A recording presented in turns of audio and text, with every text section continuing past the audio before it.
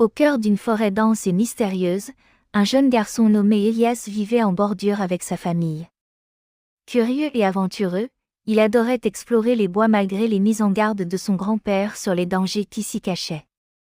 Un soir, alors qu'il s'éloignait plus que d'habitude, Elias entendit un hurlement déchirant. Immobilisé par la peur et l'excitation, il suivit le son jusqu'à une clairière où un loup, seul et blessé, léchait sa patte ensanglantée. Malgré sa crainte, Elias s'approcha lentement. Le loup leva les yeux et fixa l'enfant avec une intensité troublante. Plutôt que de reculer, Elias tendit la main, comme pour proposer son aide. À sa grande surprise, l'animal ne recula pas.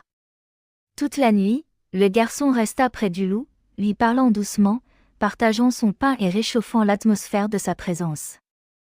Peu à peu, une confiance naquit entre eux, et le loup se laissa soigner.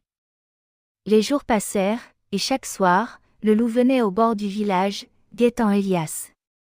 Un lien indéfectible s'était noué entre eux, une amitié silencieuse mais profonde. Un matin, une bande de chasseurs arriva, cherchant à éliminer les prédateurs de la région. Elias comprit immédiatement le danger et courut vers la forêt pour prévenir son ami. Quand il atteignit la clairière, le loup était là, attentif. Elias posa sa main sur son dos et lui chuchota de fuir loin, là où personne ne pourrait le trouver.